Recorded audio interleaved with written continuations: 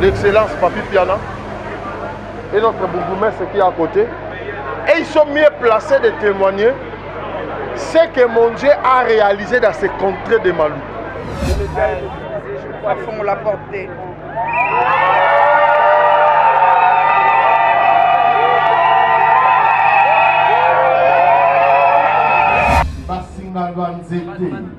De fil des arbres.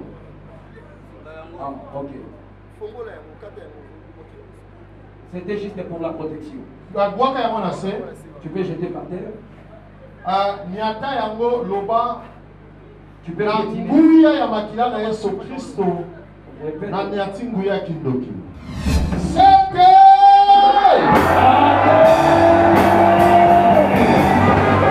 les rendez-vous au mois de mai, par invitation, au showbiz. Je pense que bientôt là, il y aura des pubs dans les différentes chaînes de télévision.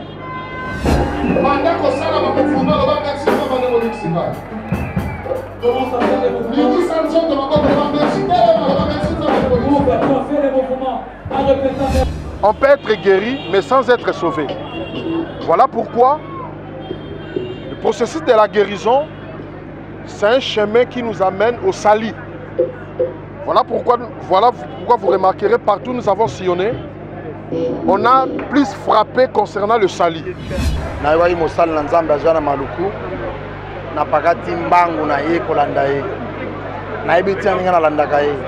Je crois qu'on a déjà commis à Maluku pendant 12 ans. Là, on a question à niveau assemblée provinciale de la ville de Kinshasa. Na yebi nini ya bikamwa oyo eleka pati na ye na koza libanda na bifuna pakata mbangu na landa ata na suka na koma place mosala na nzamba azali. Abonnez-vous gratuitement sur votre chaîne YouTube congodialogue.com. Abonnez-vous gratuitement sur votre chaîne YouTube congodialogue.com. Il y a Congo Dialogue photo solaka congodialogue.com. balobi yo nanga photo solo la. Soko ozali congolais ya solo et sengeli otala bobele Congo Dialogue. Donc on a awa ba émission kitoko ya émission ya culture kitoko pona mboka na biso.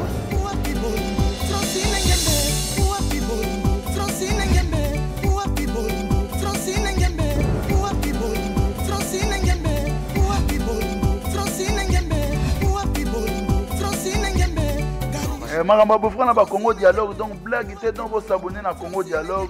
Quand on parle de Congo, on voit directement l'Issolo. Quand on parle de l'Issolo, on voit la dame. Ça dit que Madame Francine Ngembe, ça pour ça cano yende mokonza masolo. Pas Francine Ngembe, donc deux fois te Maramba beaucoup donc. Congo Dialogue, les assistants kitoko.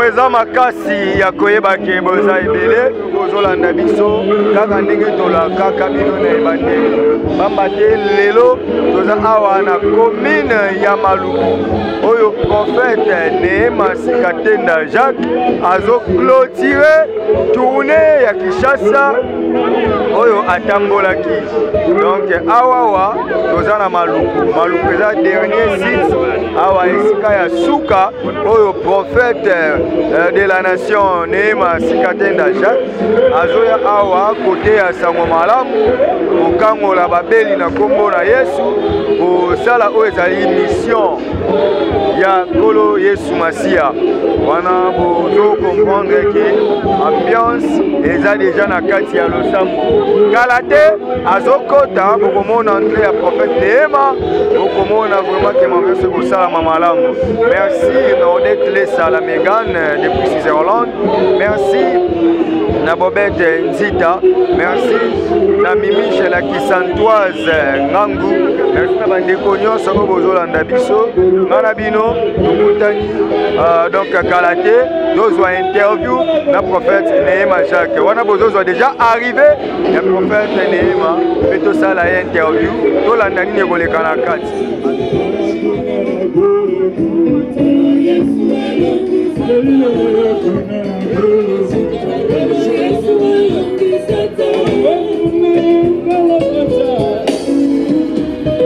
Merci Nazareth, Jésus de Nazareth. C'est pour cela que à chaque fois de se présenter à l'émotion à Zambé à Nema. Montagnons s'il vous plaît.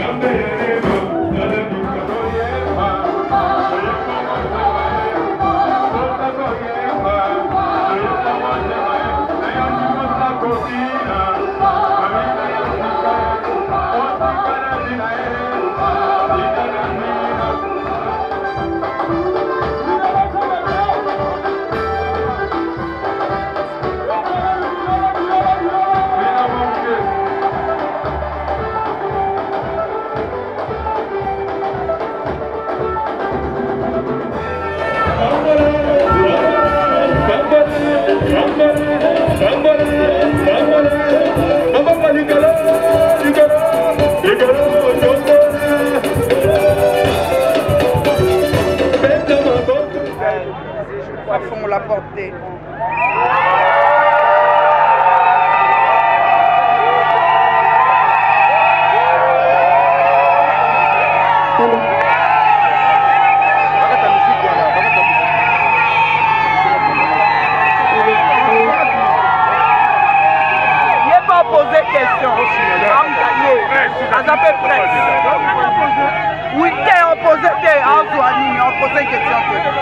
Bonjour papa. Oui, bonjour.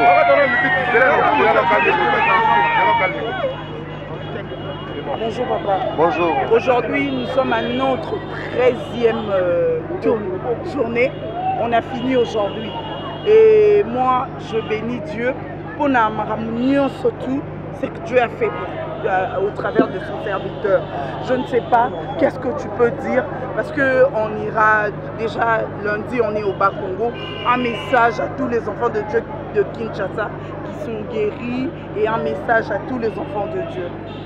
Les rendez-vous au mois de mai par invitation au Showbiz. Je pense que bientôt là, il y aura des pubs dans les différentes chaînes de télévision pour un culte d'action de grâce. Vous savez, Jésus-Christ a prié pour 10 lépreux et tous étaient guéris, mais il n'y a qu'un qui est venu témoigner. Et Jésus a posé la question, où sont les autres? Je ne sais pas. Il dit, mon enfant, tu es sauvé. On peut être guéri, mais sans être sauvé. Voilà pourquoi le processus de la guérison, c'est un chemin qui nous amène au salut. Voilà pourquoi vous remarquerez, partout où nous avons sillonné, on a plus frappé concernant le salut. Dieu peut commencer par la guérison, mais pour nous ramener au salut, il peut commencer par le salut pour guérit le corps physique. Je peux que dire merci à Dieu, comme la Bible dit, ni par la force, ni par la puissance, ni par l'esprit, pour accomplir de telles œuvres. Premièrement, sur le plan spirituel. Deuxièmement, sur le plan physique, ça veut dire la force physique. Et troisièmement, sur le plan logistique, ce n'est que Dieu. Voilà pourquoi je suis grandement reconnaissant à ce Dieu-là. Que Jésus-Christ soit encore loué, que le Saint-Esprit continue à glorifier Christ et Jésus par les œuvres miraculeuses qu'on est en train de vivre sur le terrain. Papa.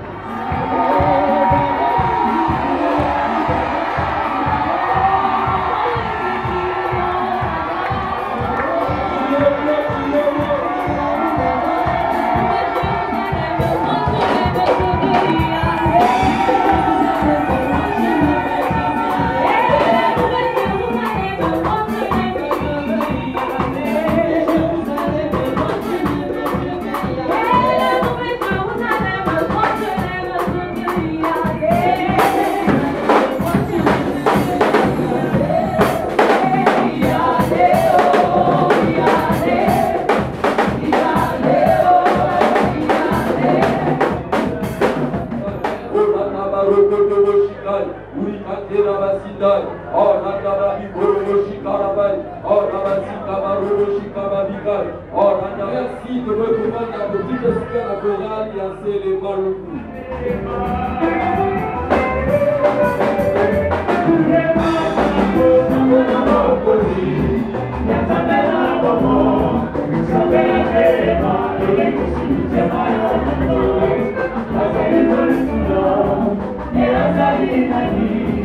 Oh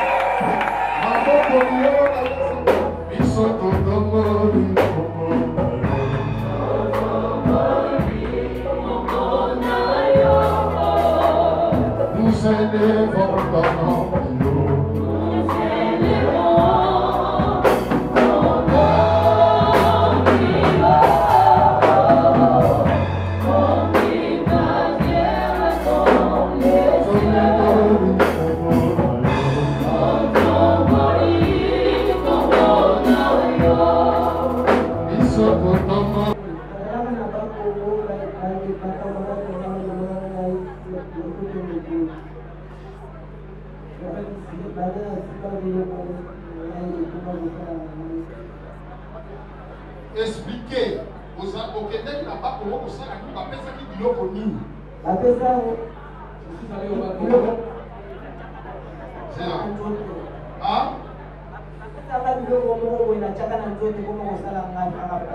Biloko bapesa ko pona nini okenda koluka po esala nini protection nzoto kwa m bakotela ngai biloko na nzela kozala biloko déranger ngai nzoto. Je suis allé au la province de Congo central pour chercher quelques protections et on m'a remis des trucs là, des gris pour introduire dans Congo. Na bana ko fana fika bandeko na siko baninga oto bana fana na bango balobi bazo chaka maladi bazo zo na basu kwa wana na pesa na biloko na tena nzoto bana na cha biloko wana nzoto na ngai ko ko sala na biloko na ngai J'étais à la province de Congo central et là j'ai été victime. Après combien d'années? Ça qui l'a mené? Ça fait combien d'années 2007? 14 ans. 14 ans. Ok, merci. C'est depuis 2007 que on a réussi ces choses. Ça fait 14 ans.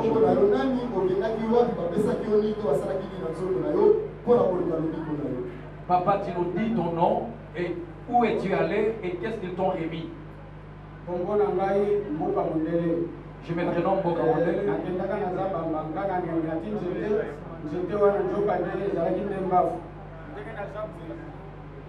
parti pour ça le sous un jour de jusque là on a fait des signes dans le polo quand on a que mon taco ça la sous on a fait ça la tête ça on a dit dans cela fait 2 ans maintenant que je suis allé consulter des gens qui pouvaient me traiter de cela. J'ai eu à consulter au moins 6 personnes et j'ai ces fils. Voilà c'est la protection. C'est le fil qui t'ont remis des protections. Pardon? Et là c'est gagné. La protection à quoi?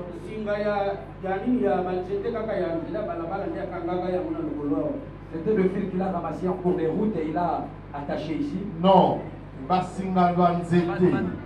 De fil des arbres. Ah, ok. C'était juste pour la protection. Tu peux jeter par terre. Tu peux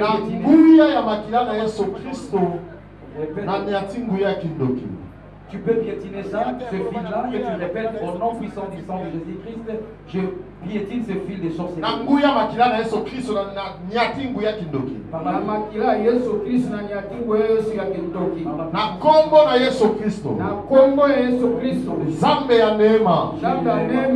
Ok. Amen. Viens te tenir ici. Papa kabozo asina oki na botumba yaka. Maman na biso kombo na yo nani okendaki wapi bapesa ki nini basala ki na nzoto na. Maman, tu nous dis ton nom, là où tu es allé et qu'est-ce qu'ils t'ont permis.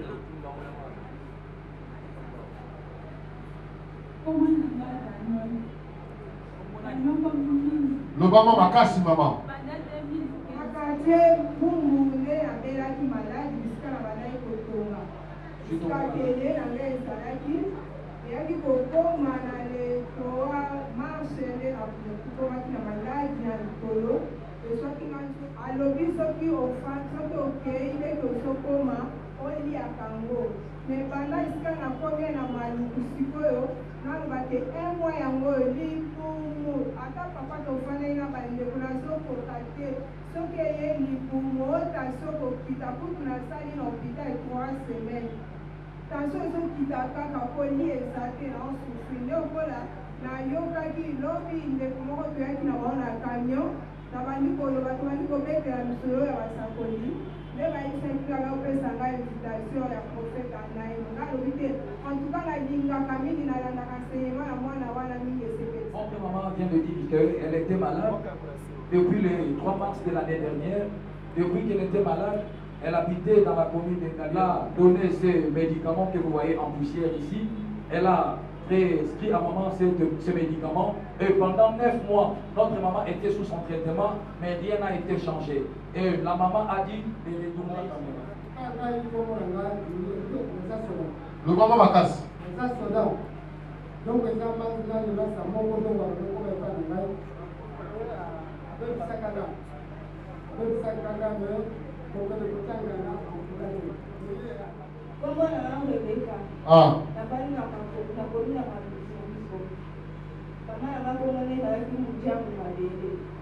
nanga kombo na ye makuyefule nazalaki mwana moke ntango nabotami bido bininga na motu kobima bido ebininga na motu kotango na lopitale ebele babisa ezali nao eza maladi moko kombo na babengango telesi tatango tokena matango amangaji totango liya nanga yoka mama nanga akufi boye aye kokanga tokena nabati kote koteka na papa moko aleka o ezakale yesu kota monene ti lelo kinani yango tokende amase kozowamade kote lilokaye aza kongo na ngai kongo na ngai nafani na ye azalaki bien te eza oyo aza yango abeli maladi ekoyisaka ye okola maladi ya ndenge tokeba hopital ndenge nyonso bazolanga basalaki nini na nzoto na yo mpona kokaluki yaye komba manade epai elise ntango azali fembe naza mwasi kasoda nafandaka na kala lobama makasi mama nga nafandaka awa na kazembe naza mwasi ya soda nazaka mwasi ya soda na mobali na ngai kofa na sikala te na mobali na ngai atuka nafandaka bien te toyaka na makambo moko ya ngai kombo na ngai mama kamisi navandi nakomi na nsele nakendaka mpona probleme ya mobali na ngai po balibere ye na prison bapesaka nga singa moko po eprotege kati ya mobali na ngai ya bakataka ye singa wana siko bayaka kokata kolia bakati singa wana place nayaki kobata maladi eyo kokweyisa ngai eyo ekwesinga maladi ilikili sante na ngai Aisha non malade au dans la plateau, pour dans doyote na katayo bandolo. Akataenda bandolo wana sante, toke za bandolo to sango kia ya udana sute. Mbana wana malade ya mpe sila tena yo baba. Kama na salama mkie na troisième primaire. Na zalana bakamarade na nga ensemble de la 3 personnes. Siko na yoka nete loko moko ekotanga na matoi. Ebe continue wana siko na konie ba eskuke na longo place bakamara na bazalaki na ke distance na bango siko na konie siko iteneti papa na força ka ba kata na su na lali bango na lali na ba 18h bazwa bakata masu na na po bakati masu kongo siko na ila mkaboe balobi ke oto ke na poya pe na kokende te so on a comme la 5e personnalité awa baisina o comme déjà mukolo tika to ke no kai ka sa traité mana bitin mana o ke tenga na shira na bino ngai na ko ke su na te fena te ko ba sala ntambi ba traité na maladi siko ba moka na force bongo pe ba mema ngai su na tukwit ba memi ngai su kwa mtape traité na zo ko tanga na tia ba kiti moko na mupebala su na yo ki sharia makasi na bimi nalobi oyo jésus so nalobi oyo jésus abandi kobetama soki abetinga bongo mo apepesinga kana na beti ye mpe na pilimba mona te siko awa madame na biso kasi na atanga amonaki nga mpe na ekole na kwei maladi wana siko abenga bandi kokunanga na koexplike nyonso ndenge eleka mokolo wana apesinga invitation mpona ya awa naya na kingasani siko nazwaki temps mpe mpona classe yango wana nayesaki awaya nanga ata lelo Omo na ngalo butubu. Ezalaki na musala nzambe moko ayaki ayako kuna ngana soko bela. O mama na zo sali sao. Wana na kana oyo operation oyo esila kato. Akela kinga mai azui d'aller se baigner avec ces eaux-là pour enfin trouver la guérison. Mais depuis ces jours-là, notre maman n'a jamais été guérie. Elle continue à demeurer dans sa souffrance. Papa Kongo Ronani, okendaki lobi. Basalaki yo nini to bapesaki yo nini mpona koluka lobiko na yo. Kombo nanga papa kanza na bali na mboka bandu banda na le 4 janvier 2004 na kinana ba prophète modo na yetinga ke baba ke yo maladi ya operation na lodi banda go ke bando na yo ina na badu na bandi na ke na modi ke na tapo ni go ngate na ke ti pa ya mama Naga yetinga ke balonga bali ko malo balena sala na sermoni na bani kokota na sa ko na e nekwa. Combien? 9. Ya bona mone pe solution ko na 2018 2000 le 8e mois 2018 naye na Lamboko. Na 2019 ayosala moto na Ahmed Isali na pesi na ezalaki 3 cas na basengaki 700,000 pesi bango miko mosusu mpe etikala. Mama oyo abengaki nga mpe ayo okufa napelaki moso maladi mtoto mpona zala mwa prese na ngai kuna na zambu banosala kala mabe na beli ntango na beli wana na bimi okuta awa nasali un mois awa na nini na molokali na biki te nakoti mpa basali na biki atali na ne lisusu na beli nzoka wana ya kama azotia bango kuna bazoyila kama mpe bayibi so babikisi bango bamonke kosala ye deza mokulu baye kosala ngai 8 mois. Oh, mais c'est Jésus qui ce que je viens de vous prêcher, c'est lui mon Dieu, c'est lui le grand guérisseur. Nous avons fait la prière de la confession des péchés. Et maintenant nous allons prier pour les malades. Père éternel, toute cette huile que mes mains touchent maintenant, lorsque ça va toucher le corps de chaque personne,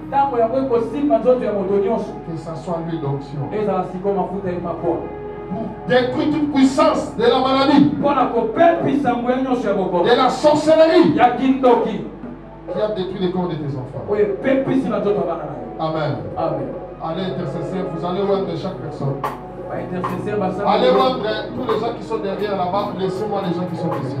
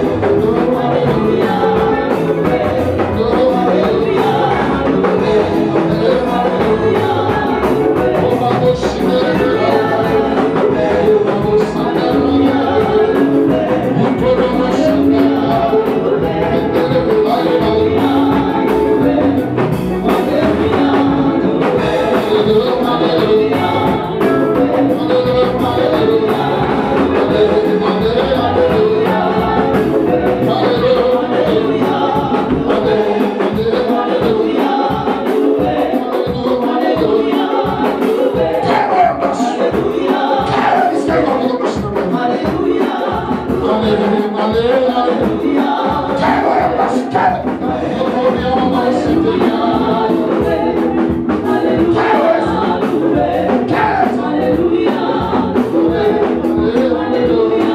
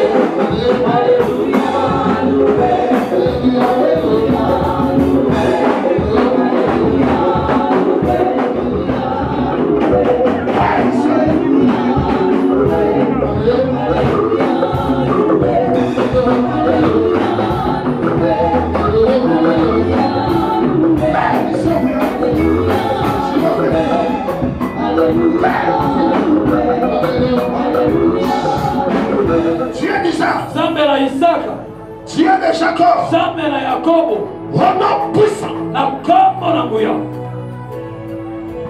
de Jésus-Christ de Nazareth, qui a fait l'alliance avec nous.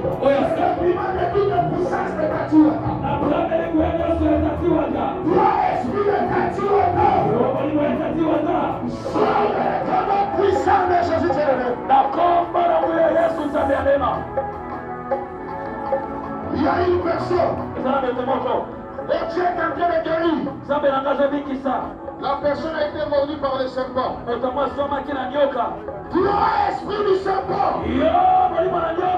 avec toutes tes veneurs qui avait détruit la vie de cette personne. Toi, esprit méchant, qui réside dans la forêt, qui avait détruit le corps de cet homme, de cette femme. Libère son corps, soit sur la terre, soit dans la mer, soit dans les fleuves, soit dans les forêts, qui avait envahi le corps des enfants de Dieu. Je détruis le pouvoir.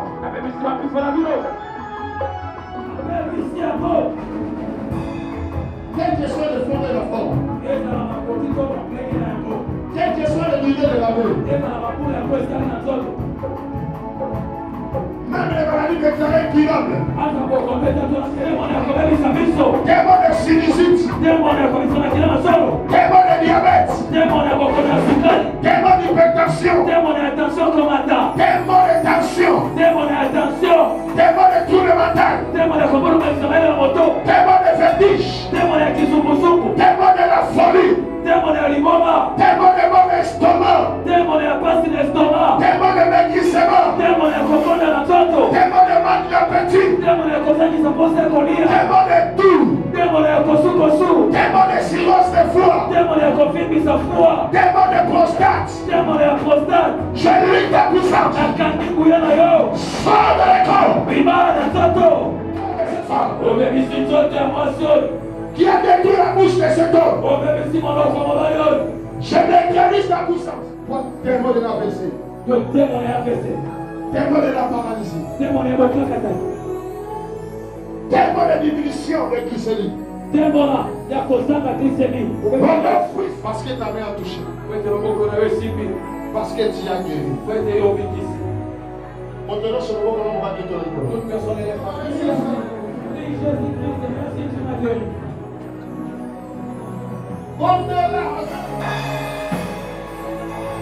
il y a un ange puissant de Dieu ici. Continue à prier, lève ta main. Dieu a envoyé son ange. Qui est en train de passer faire les opérations.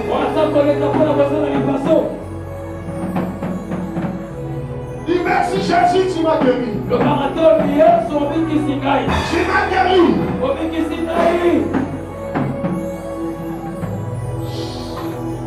On colomba 7 fois amen. Tu diras 7 fois amen. 1. Amen. 2. Amen. 3. Amen. 4. Amen. 5. Amen. 6. Amen. 7e fois, on regarde la même classe pour contrer les messieurs aux amis. 7. Amen.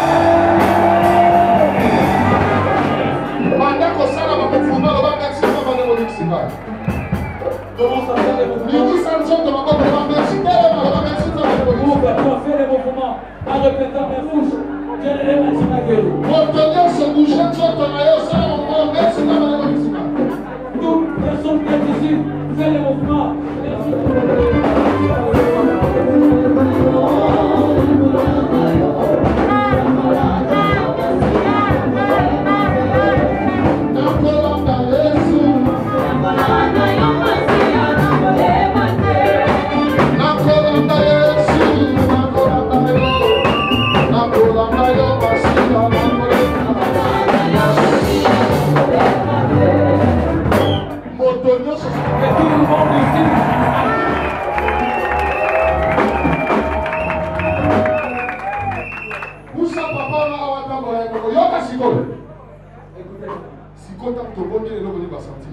Cinq personnes qui vont venir témoigner. Comment tu te sens maintenant? Viens témoigner. Il y a plusieurs personnes ici, les esprits mauvais ont quitté les corps comme les oiseaux. 5 personnes parce qu'elles sont 5 personnes parce qu'il n'y a plus de temps. Approche-toi ici, viens témoigner. Comment es-tu venu ici? Comment tu te sens? Alléluia. Enfant de Dieu, c'est terrible. Notre maman que vous voyez ici, à sa jambe droite ici que vous voyez, elle a été frappée 2 fois de l'ulcère de Gorille. Et à la jambe gauche, elle a connu un accident. Et lorsque le venu ici, après que l'homme de Dieu l'a appliqué des mains,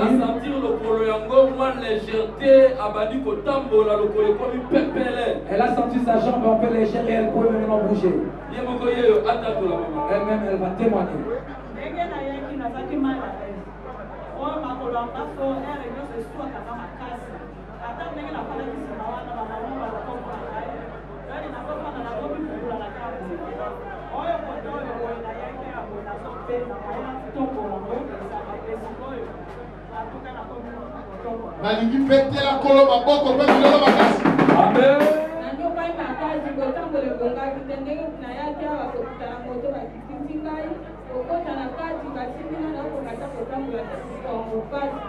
ndenge kosala nzambe abondeli ndenge bapakeli mafuta na yo kiloka na subi na telemi na subi nakomi pepele oyo elonga te tambola mama tambola tambola andeko aleluya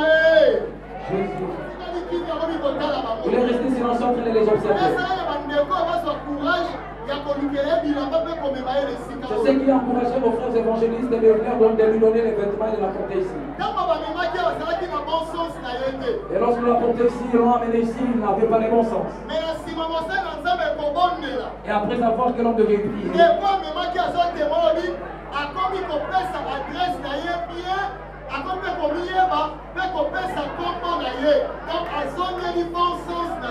et notre frère ici, tout debout, il a confirmé qu'après la prière de l'homme de Dieu, notre frère est repris dans ce bon sens, il peut même donner son adresse et son propre nom. Alléluia. Alléluia. eza likambo ya somo ndenge papa na biso eti koloba bandeko toza na nzambe ya somo lelo ntango bazali kobelela azali komona maluku te bandeko mpona na veni barundu na veni barundu na veni komi barundu na veni tie na nimero 52 kombo na ye ezali wilisto bandeko nde tozoloba bandeko na biso azokomona na bomisasi na ye wana ezoloba te etelakolo maboko eta milolo milolo milolo milolo papa na biso tozomona notre papa que vous voyez asala abelaka hypertension fréquence sexuelle ayaki na ndete na mwana azali wana na ndete mais pour le moment mosala abondeli namoni natiki ndete na mwana ezali wana atamboli na ye boboma tambola na total tambola tambola oyo elonga te betela nzambe ya ndema maboko makasi lobi na tongo tongo okutana na ye eglise ya Monaco na eglise ya Monaco nde okutana na ye mosakoli moko te aza titulaire adjoint stagiaire moko te azaka okokutana lobi na tongo na directeur ya stage papa kumasi kati na esika oyo ya kolala awa lobi na tongo Yokanga yo botonyo sur la bonne pour yo. Kobanda lelo. Hey.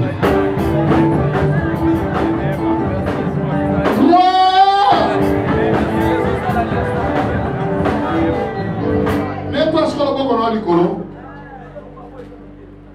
Tosili si tourner à Kinshasa, Tobanda qui n'a cité Mobutu, awa 13e, 2 mois, tout ça. Lundi, tout ça déjà là-bas Congo. Nous sommes dans la Mwanda, Boma, Matadi, Inga. Au bord de la Loba, Tata, Fouande, Ezo, Bakati Naï. Pour être dans la Mwanda, Babika, il y a Boma, il y a Matadi, il y a Inga. Mais tout là, le Boma.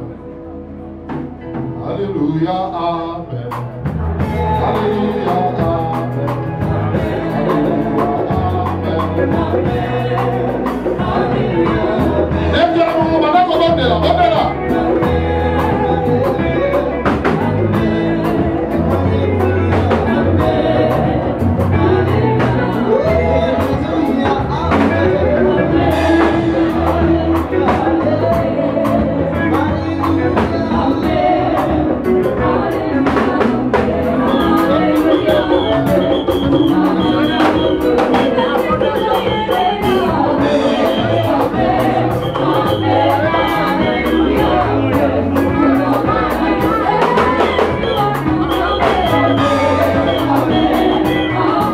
J'ai béni le Seigneur, premièrement parce que, comme on dit, j'ai les endroits du terrain, des territoires.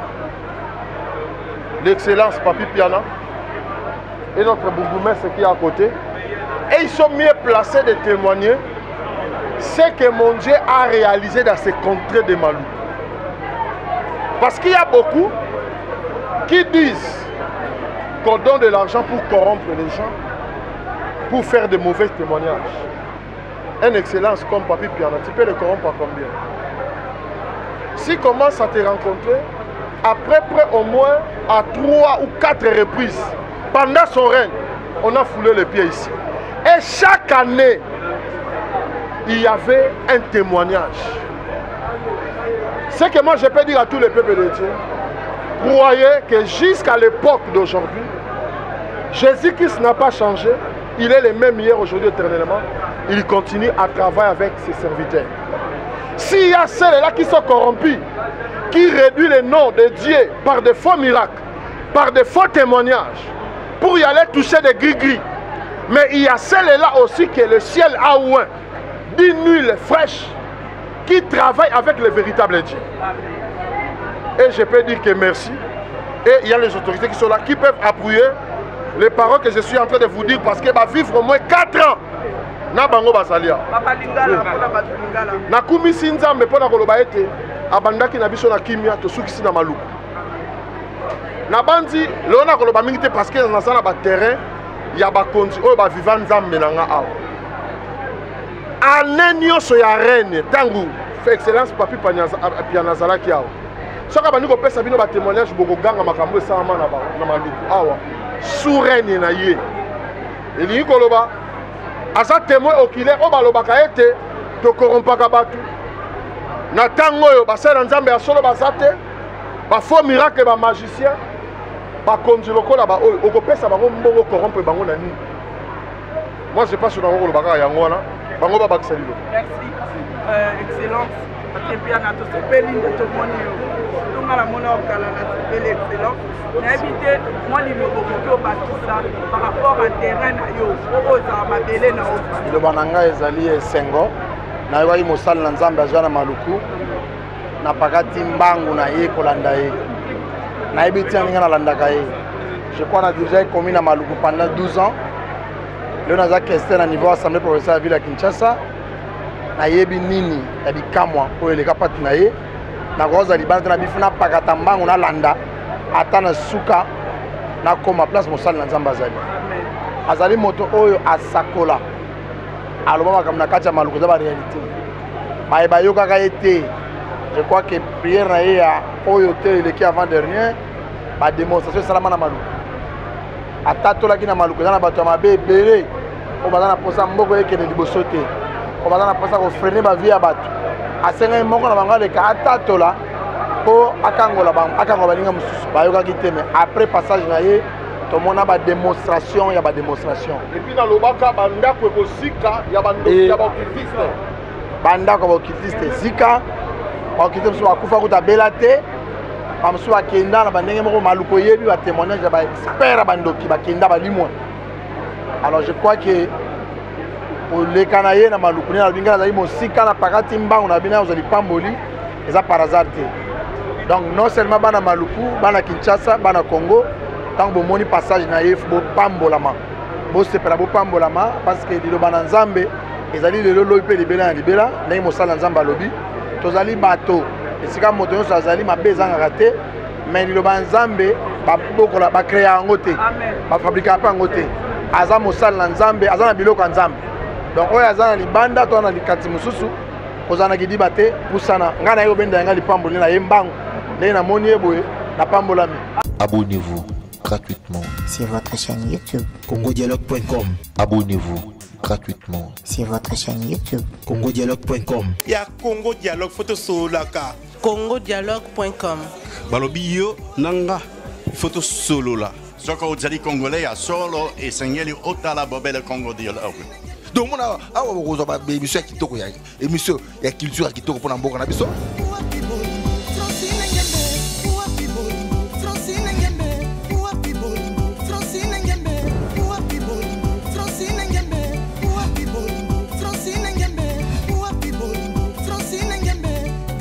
Makambo bofra na ba Congo Dialogue donc blague était donc vous s'abonner na Congo Dialogue. Quand on parle de Congo, on voit directement l'Isolo. Quand on parle de l'Isolo, on voit la dame. Ça dit que Madame Francine Ngembe, ça pour ça canon, yende mokonza masolo. Pas Francine Ngembe, donc deux fois te mamba beaucoup donc. Congo Dialogue, les assistants kitoko